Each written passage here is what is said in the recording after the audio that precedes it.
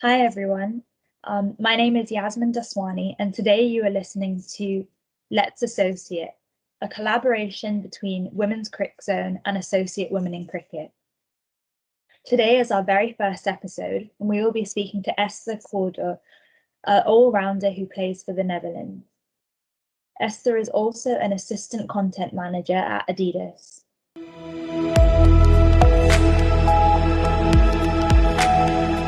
Thanks. And Esther, could you let us know how you started playing? So how did you start playing cricket? Yeah, I think like a lot of people here in the Netherlands, a lot of us played because one of our relatives or family played cricket. So for me personally, I'm half Australian, half Dutch. My dad is English Australian, so I was born in Amsterdam, but then lived in Australia for 7 years. So I think that's where my cricket roots started. But mainly from my dad's side, on the from the English country.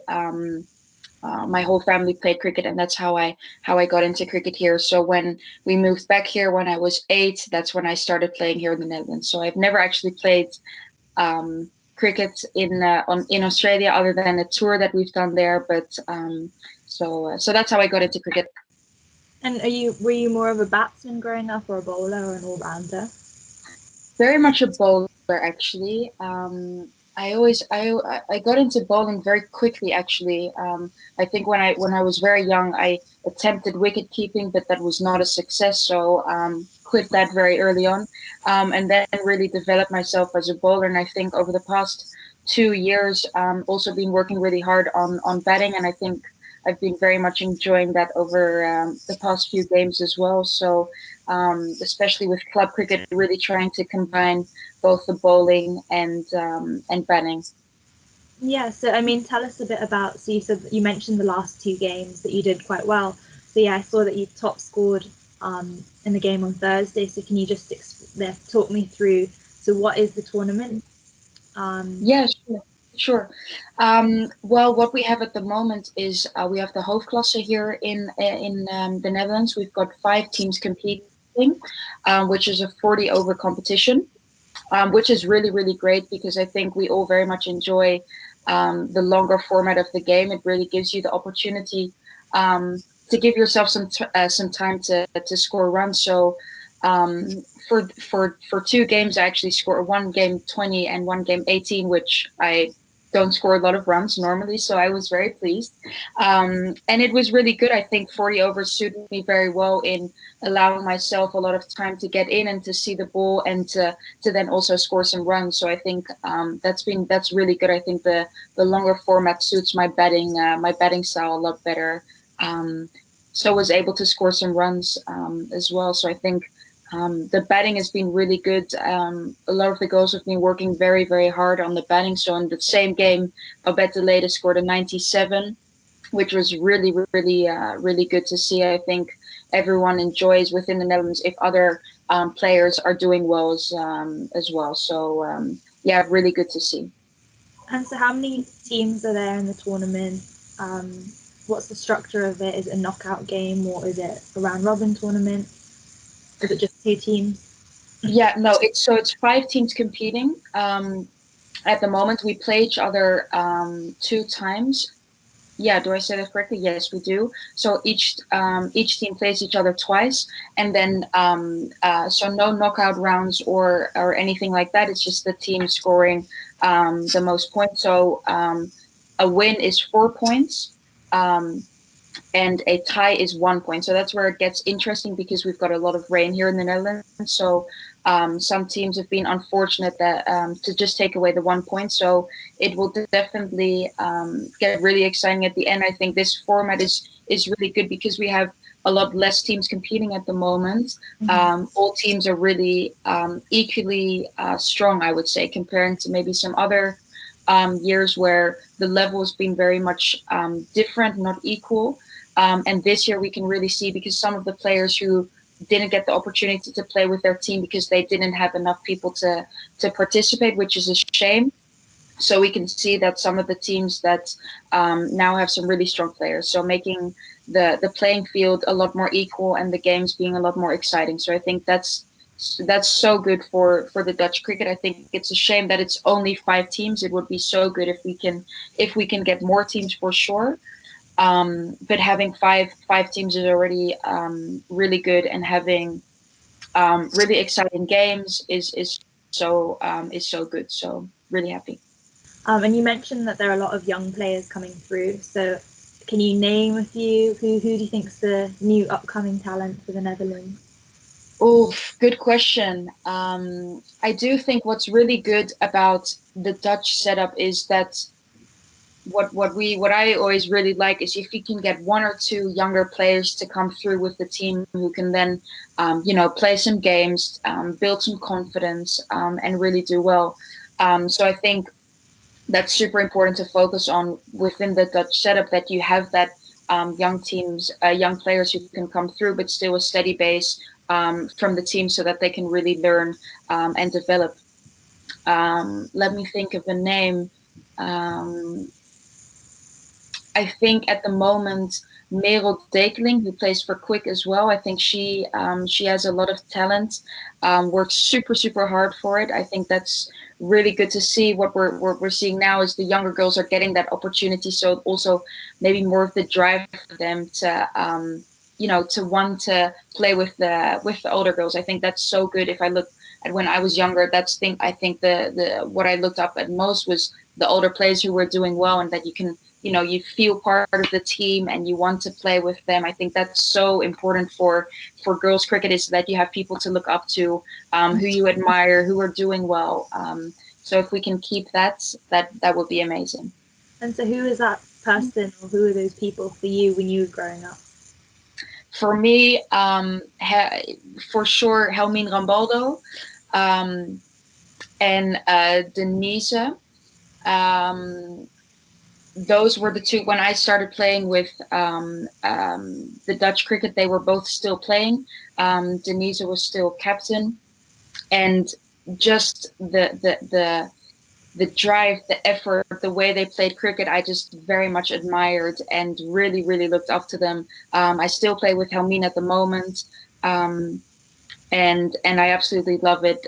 Just the amount of knowledge that they have is always so interesting to hear. The way they look at the game, but also the tours that we have had together, I think are unforgettable. And so important for a team to have those older players who girls can really look up to. I think that's crucial to the game. Mm-hmm. No, definitely.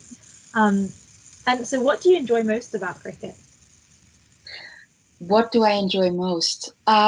Good question. I think it I've really thought about it over the past year, because I think it becomes much more difficult for girls when they start working full time and really have to juggle um, work with cricket, which takes up a lot of time. And I think that's really the moment that you realize how much you actually do love the game, because you put that time and effort to do it. I think the teammates who I've played with for so many years, the friendships that you have, the tours that are unforgettable, just the experience you have together is I think cricket is one of the sports that really brings that harmonized group together. But also yesterday we had a lot of rain, and you're waiting in the changing room, and just the vibe of, oh, it's raining, but still um, uh, just being together. I think that's so special. And then just the game itself is,